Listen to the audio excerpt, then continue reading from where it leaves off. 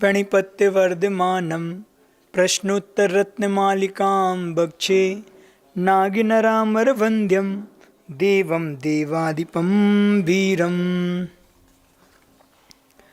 चलिए, अपन ने यहाँ पे कल 17वें नंबर की कारिका पढ़ी थी। किम मरणम मूर्खत्वम, पहले इसका उच्चारण कर लें गाथा का, फिर अपन आगे बढ़ेंगे। किम मरणम मूर्खत्वम चानर्घ्यम यद वशरे दत्तम आमरणांत किम शल्यम प्रच्छन्नम यत् कृतम कार्यम। यहाँ पे आचार्य महाराज ने पूछा कि किम मरणम, मरण क्या है। कल अपन ने समझा था कि मूर्खपना, व्यक्ति की मूर्खता ही यहाँ पे मरण के समान है। दूसरा प्रश्न है अनर्घ्यम किम, अर्थात बहुमूल्य क्या है। तो आचार्य महाराज कहते हैं यद अवसरे दत्तम, जो समय पर दिया हुआ दान है वह बहुमूल्य होता है। और अमरणात् किम शल्यम, मरण समय तक शल्य क्या है। तो यत् अकार्यम, जो नहीं करने योग्य कार्य हैं और वह गुप्त रीति से किया जाए तो ये शल्य के रूप में जीवन में काम आती है। कल अपन ने मरण क्या है इसके बारे में समझा था कि जिस व्यक्ति की बुद्धि नहीं है और बुद्धि नहीं होने पर उसको बार बार अपमान को सहन करना पड़ता है, वह सहन करना ही उसका मरण के समान होता है। इसलिए जगत में हमेशा प्रयास करते रहना चाहिए नई नई चीज़ सीखने का, किसी न किसी ने ज्ञान प्राप्त करने के लिए। और ज्ञान प्राप्त करने के लिए कोई उम्र में बाधा नहीं आना चाहिए कि बूढ़े लोग ना करते हो, जवान करते हो, जवान नहीं बच्चे करते हो। अंदर एक ज्ञान प्राप्त करने की ललक जिसके अंदर हो तो वह अपना में बूढ़ा नहीं होता, वह जवान की भांति होता है। फिर दूसरा प्रश्न था कि बहुमूल्य क्या है। तो कोई भी वस्तु है जो समय पे दी जाए उसको मूल्यता बढ़ जाती है, बहुमूल्य जाती है। अगर प्यासे को प्यास लगी है और समय पर उसको पानी न दिया जाए तो वह उसका बाद में देना कोई औचित नहीं है। समय पर भोजन देना, पानी देना, ये उसको समय पे देना, उसका अपने आप में मूल्य बढ़ जाता है। तो बहुमूल्य वह होता है जो समय पर दिया हुआ दान ही मूल्यता को प्राप्त होता है। तो हमने कल आप लोग को बताया था कि मानव कौन कौन से काम है जो समय पर करता है, और समय पर दिए हुए दान के कुछ उदाहरण भी बताए थे कि जैसे विशल्या के द्वारा दिया हुआ दान, वह लक्ष्मण के लिए औषधि का काम किया। और खेती और वर्षा के संबंध में कल मैंने बात बताई थी कि समय पर वर्षा होती है तो फसल की आवक किस रूप में हुआ करती है। तीसरा अपन ने भामाशाह और महाराणा प्रताप का उदाहरण दिया था, और विष्णु कुमार मुनि के बारे में भी अपन ने कल चर्चा की थी। इसी प्रकार समय पर खेत पर बीज का अगर वपन करते हैं तो समय समय पर वो खाद पानी मिलता है तो वह फसल हमारे लिए उम्मीद से अच्छी आया करती है। इतना वैसे अपन ने कल पढ़ा था। अब आगे है कि जिन्हें सही समय पर वस्तु या सहायता नहीं मिली तो क्या हुआ। तो एक मेवाड़ के महाराणा थे जिनका नाम सांगा था। युद्ध में वे मारे गए थे। क्यों मारे गए थे? क्योंकि रानी जो उनकी थी वह कर्मवती ने हिमायू को रक्षा सूत्र भेजकर सहायता मांगी कि हमारे पति रक्षा करने आ पाएँ। लेकिन हिमायू ससैन चित्तौड़गढ़ आया, लेकिन किंतु समय से थोड़ी देर से आया।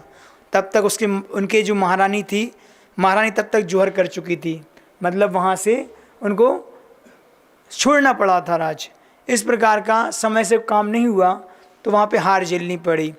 नेपोलियन हुए, बहुत बड़ा हुआ है, तो उसने बहुत से युद्ध जीते, किंतु वह वाटरलू नाम का एक युद्ध था वह हार गया।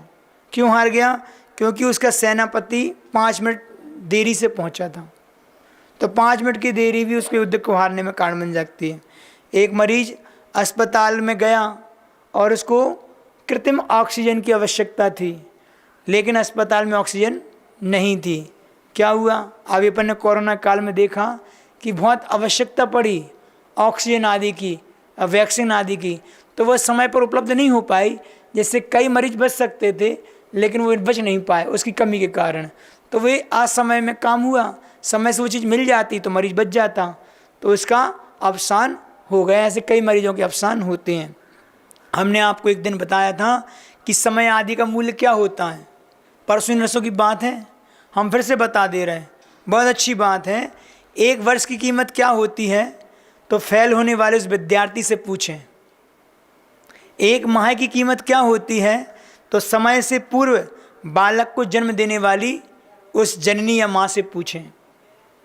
और 1 सप्ताह की कीमत उस साप्ताहिक लिखने वाले व्यक्ति से पूछें, संपादक से पूछें कि साप्ताहिक की कीमत क्या होती है।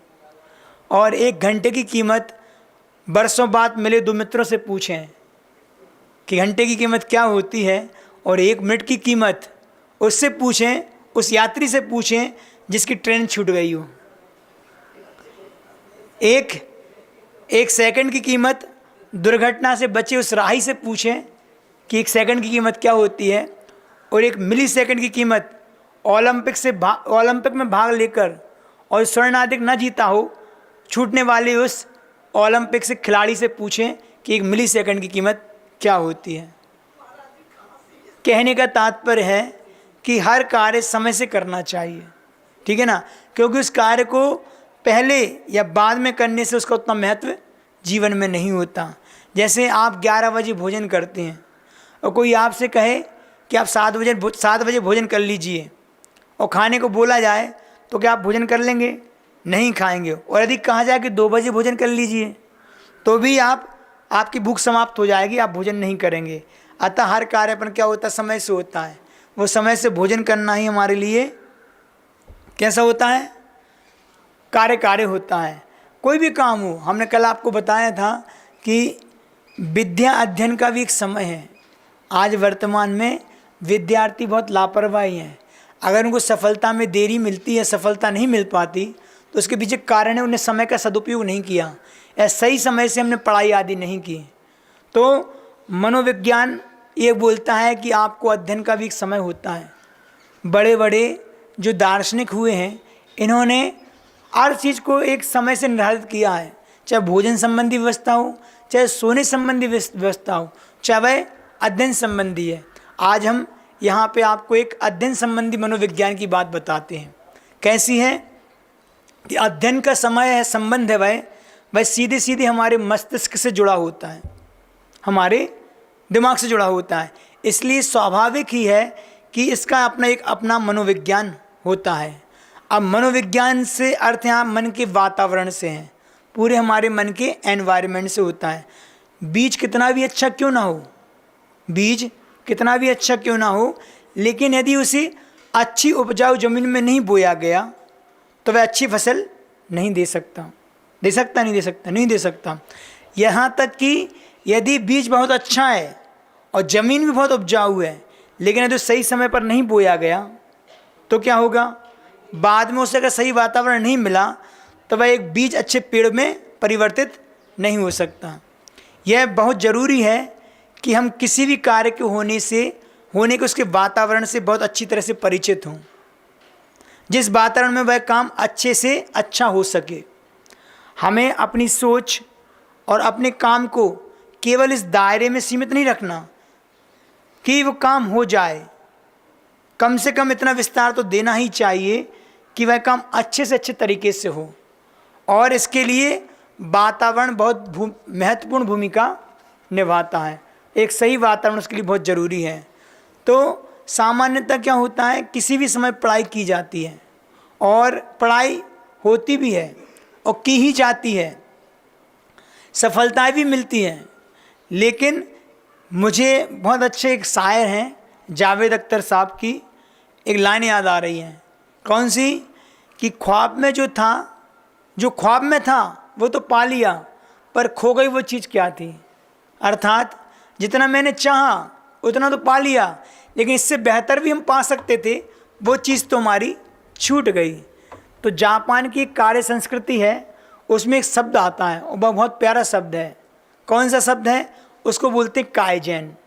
काइजेन का अर्थ होता है निरंतर विकास। अभी तक आप किसी भी समय पर पढ़ रहे थे और आपको सफलता भी मिल रही थी, यह वह सफलता है जो आपके सामने मौजूद है, जो आपने चाही, लेकिन कभी आपने सोचा कि खो गई वो चीज़ क्या थी? है ना, जो खो गई वो चीज़ पता, हो सकता है कि आप इससे भी बेहतर सफलता पा सकते थे जीवन में, बशर्ते कि आपने समय का ध्यान रखा होता। वो नहीं रखा, उतना नहीं मिल पाया जो उम्मीद से अच्छा था। यह प्रकृति का नियम ही है कि हमारी जो जीवनचर्या है, यहाँ तक कि हमारे शरीर और मस्तिष्क की पूरी रसायन शास्त्र सूर्य, चंद्रमा तथा अन्य नक्षत्रों से प्रभावित होता है। उसी के अनुकूल हमारी ग्रंथियाँ, उन ग्रंथियों से रस निकलते हैं, सेल्स से, जो हमारे रक्त में मिलकर हमारी तंत्रिकाओं को जबरदस्त रूप से प्रभावित करते हैं। अब हमें कितनी भी नींद क्यों ना आ रही हो, हमें नींद कितनी भी आ रही हो, लेकिन जितनी गहरी नींद में हम रात में सो सकते हैं, दिन में नहीं सो सकते। ऐसा क्यों? उसका कारण बिल्कुल साफ है। कारण यह है कि प्रकृति ने रात की रचना ही कुछ इस तरह से की है कि व्यक्ति के थके हुए शरीर को और मस्तिष्क को पर्याप्त आराम और विश्राम मिल सके। अब यदि अब इसके विपरीत हम कुछ करते हैं तो वह हो तो जाता है, नींद आ तो जाती है दिन में, लेकिन वैसी नहीं आ पाती जैसी आना चाहिए। बस इसी प्रकार अध्ययन के बारे में भी यह बात ठीक लागू होती है। अध्ययन करने का जो सबसे आदर्शतम समय है विद्यार्थियों के लिए, वह भोर का समय। भोर मतलब, भोर समझते हो? सुबह का समय। मतलब मुहूर्त तो है 4 पहर में बांटा है, रात्रि को 4 पहर में। पहले समय को क्या बोलते हैं? पहला काल होता है रौद्र काल, जो शाम को 6 से 9 का काल होता है। 9 से 12 के काल को क्या बोलते हैं? उसको बोलते हैं राक्षस काल, 9 से 12 का। और 12 से 3 का काल होता है, उसको बोलते हैं गंधर्व काल। और 3 से 6 के काल को बोलते हैं मनोहर काल।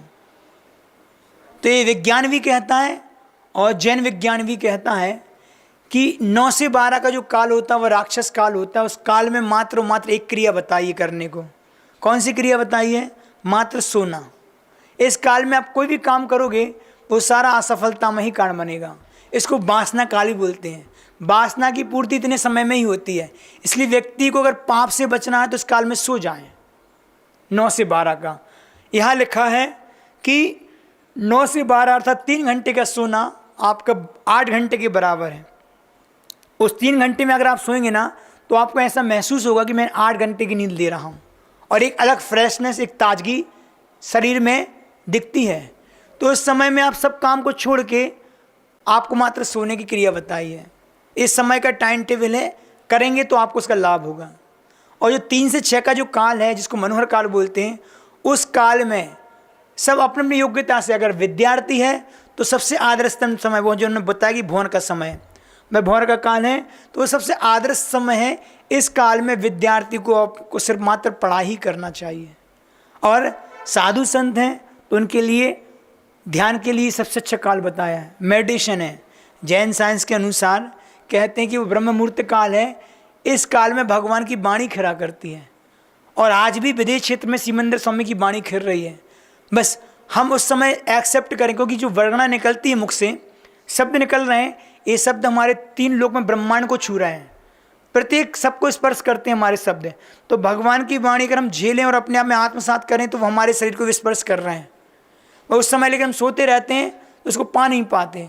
तो जो ऋषि मुनि योगी रहते हैं वह इस काल में सामायिक में ध्यान में जाते हैं, और उस काल में जब उनकी वाणी का स्पर्श करते हैं तो अलग चिंतन दिमाग में आता है। वह चिंतन निकल के आता है तो उनकी एक ऊर्जा को प्राप्त कराता है।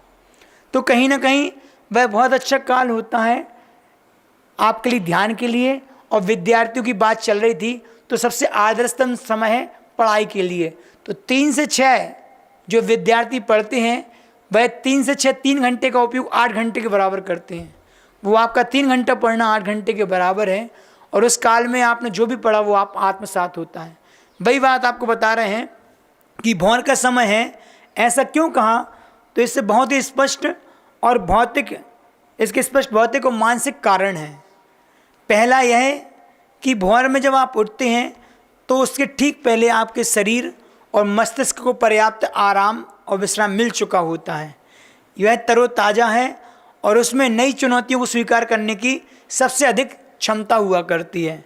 धीरे धीरे जैसे ही दिन के या जीवन के जद्दोजहद से जूझेंगे वैसे वैसे हम उसका जुझारूपन रहता है कम हो जाता है शरीर का और दिमाग का। मैं समझता हूँ कि मौजूदा समय में शरीर और मस्तिष्क को भौर में मौजूदा क्षमता का अधिकतम उपयोग विद्यार्थियों को कर लेना चाहिए। दूसरा यह है कि जो भौर का समय है उसमें चारों ओर का वातावरण कैसा होता है, बिल्कुल शांत होता है। घर में भी शांति और बाहर में भी शांति। यदि हमें अशांति को ही शांति समझने की गलत आदत नहीं पड़ गई हो तो आप पाएंगे कि शांत वातावरण में हमारा मस्तिष्क पढ़ी देखी या सुनी हुई बातों को जितनी अच्छी तरीके से अपने मस्तिष्क में अपने पटल पर अंकित कर पाता है उतने अशांत माहौल में नहीं कर पाता। उसके लिए शांत बहुत ज़रूरी है। शांति में हम उस चीज़ को बहुत जल्दी आत्मसात कर लेते हैं। क्या आपने कभी सोचा, बहुत अच्छा उदाहरण दे रहे हैं कि सिनेमा हॉल में जब फिल्म शुरू होती है तो फिल्म शुरू होने से पहले वहाँ का वातावरण को बिल्कुल अंधेरा क्यों कर दिया जाता है? वहाँ अंधेरा कर दिया जाता है। वहाँ के दरवाज़ों पर पर्दे टांग दिए जा करते हैं, वे भी कैसे, काले कलर के, और उनको गिरा दिया जाता है। एक मनोवैज्ञानिक तैयारी है। सिनेमा हॉल का वातावरण जितना अधिक शांत और रात्रि के वातावरण का निर्माण करने वाला होगा, आपके मस्तिष्क के पर्दे पर अंकित हुई वह तस्वीरें उतनी ही अधिक चटक रंगों के साथ आपके अंदर चस्पा हो सकेंगी, चिपक सकेंगी। तो ठीक यही बात भौर में पढ़ाई करते समय लागू होती है। जब हम पढ़ते हैं तब ऐसा नहीं है कि केवल किताब को ही देख रहे होते हैं, वे अपने आसपास में भी देखती हैं आँखें। चूँकि बाहर अंधेरा है और इसलिए उसके बाहर भटकने की आशंका वहाँ पे कम हो जाती है। जब हम पढ़ते हैं तब ऐसे नहीं केवल हमारी आँखें ही और मस्तिष्क ही सक्रिय हो,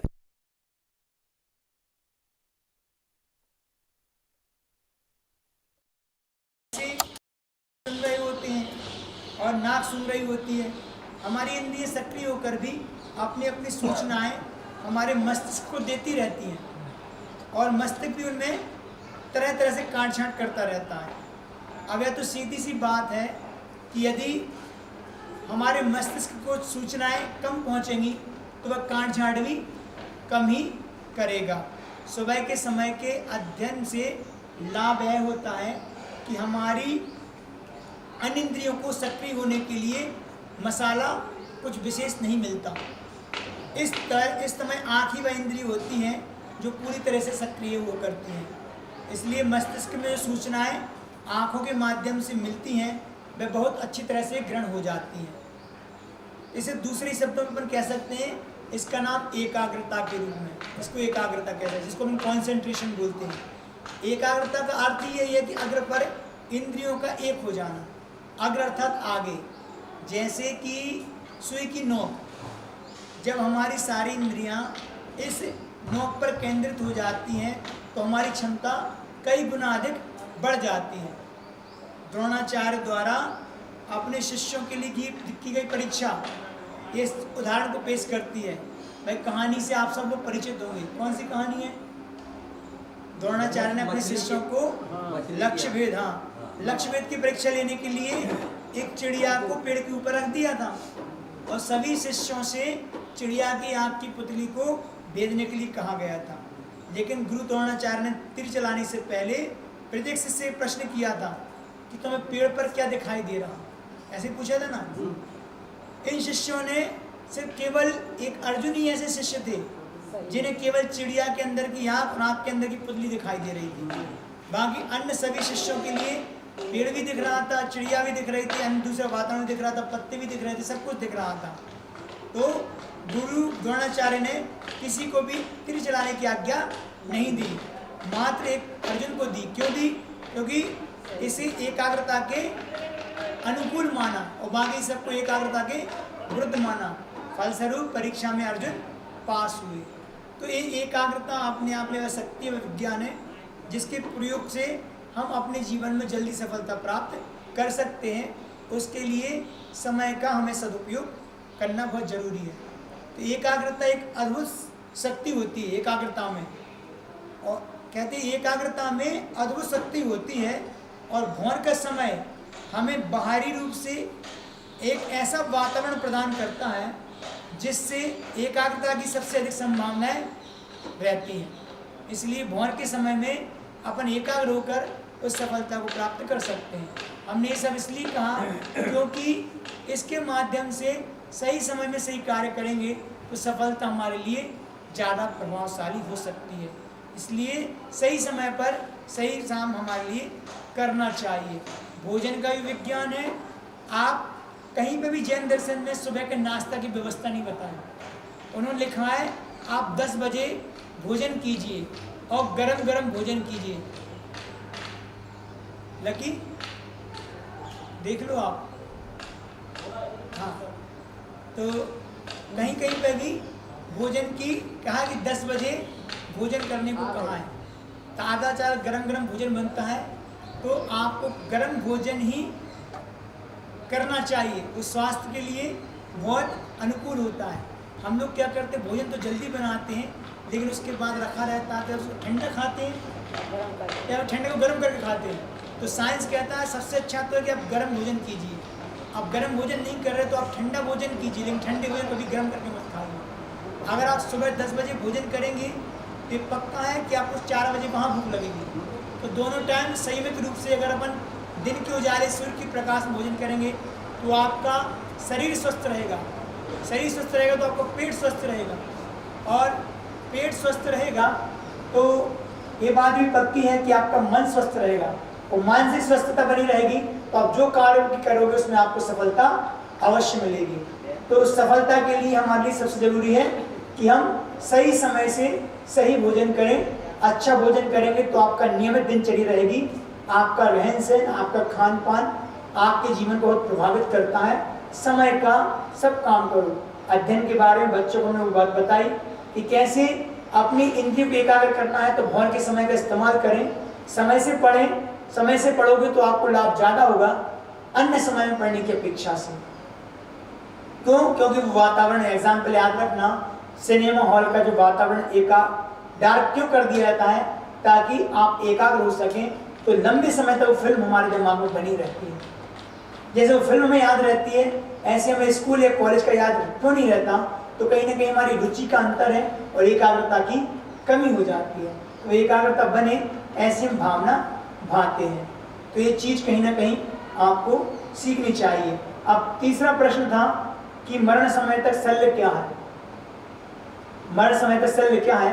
तो आचार्य महाराज कहते हैं, वह पाप जो गुप्त रूप से किया गया हो, अतः ऐसा पाप किसी को नहीं करना चाहिए, क्योंकि शल्य के साथ मरण होता है तो आगे की गति अच्छी नहीं होती। इसलिए अंदर किसी प्रकार की शल्य के साथ जीवन नहीं जीना चाहिए और मरण भी नहीं करना चाहिए। किसी प्रकार का पाप आदि करते हैं वो किसी कह नहीं पाते, वो शल्य की चुपता तो वो एक प्रकार से मरण के रूप में शल्य है, वह हमारे लिए घातक होती है, अपने जीवन को बिगाड़ करने वाली होती है। अपराध छिपा नहीं रहता, वह तो आदमी के मुख पर लगा ही रहता है। इसलिए ऐसे अभ्यास से हमेशा बचे रहे। कोई नदी में कितनी भी गंदगी करे, लेकिन कभी न कभी तो तैरेगी ही वह। वैसे ही पाप कभी न कभी प्रकट होता ही है।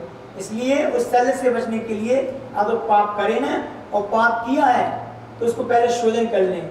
मरण समय में उस पाप से बचने के लिए हमारे लिए गुरु आदि के माध्यम से प्रायश्चित देना होता है, और शुद्धिकरण करके हम इस पाप से बच सकते हैं। इस पाप से अपन इस विषय में कल और बात करेंगे।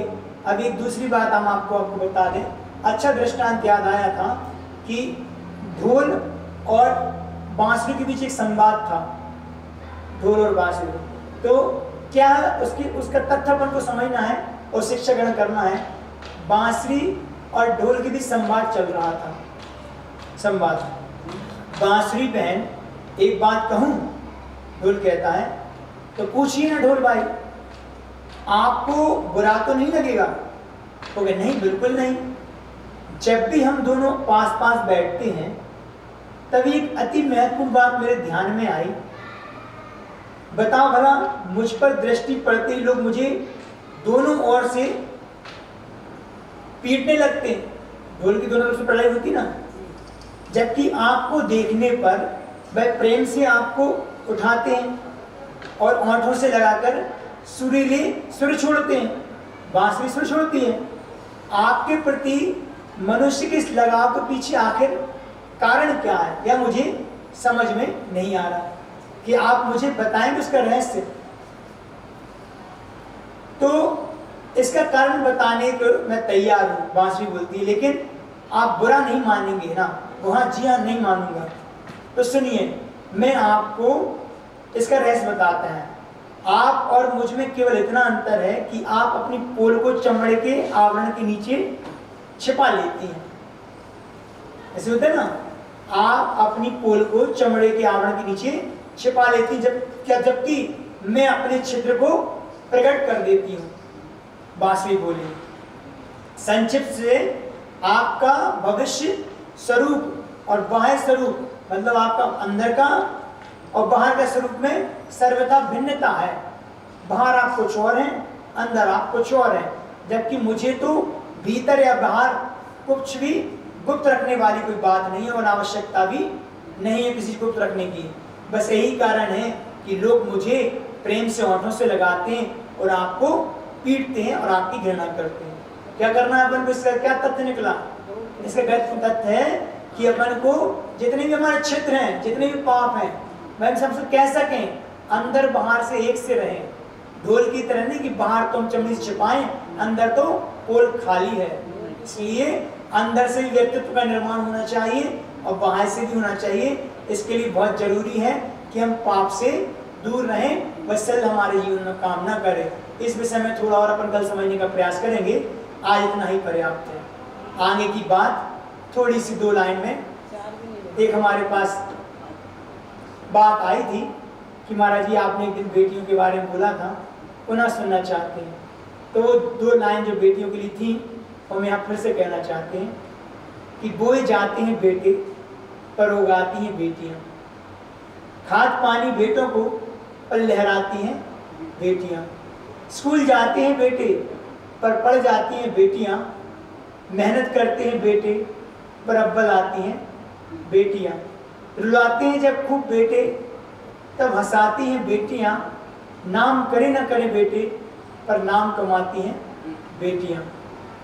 जब दर्द देते बेटे तब मलहम लगाती बेटियाँ, छोड़ जाती जब बेटे तो काम आती हैं बेटियाँ।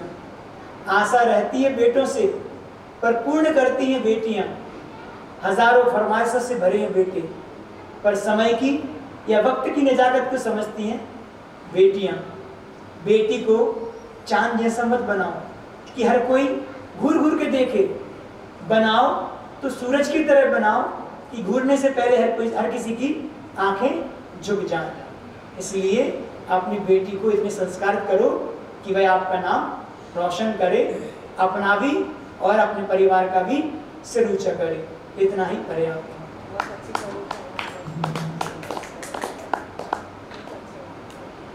आप भजन भी सुना दें।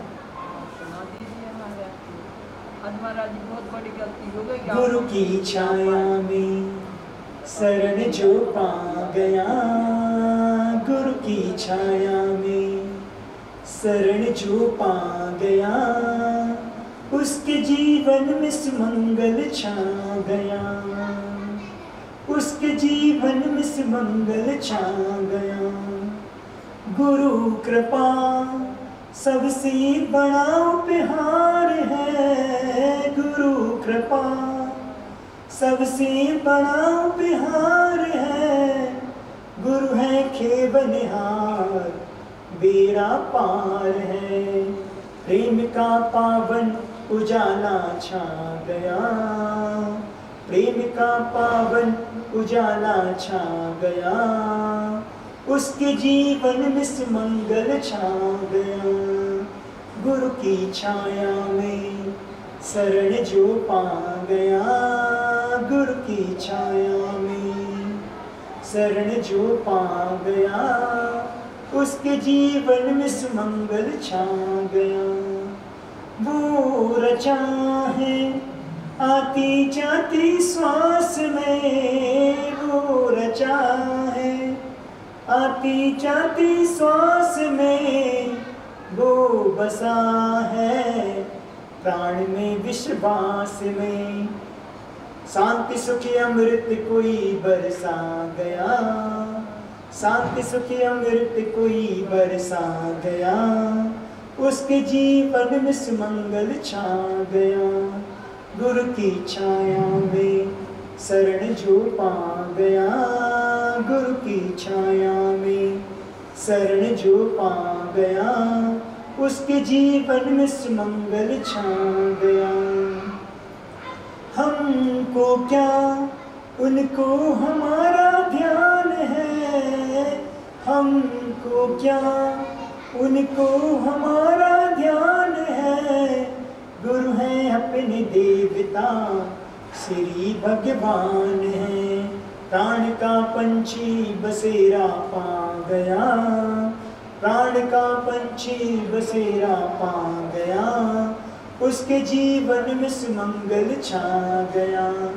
गुरु की छाया में शरण जो पा गया, गुरु की छाया में शरण जो पा गया, उसके जीवन में सुमंगल छा गया, उसके जीवन में सुमंगल छा गया। गुरुदेव भगवान श्री विद्यासागर जी महाराज की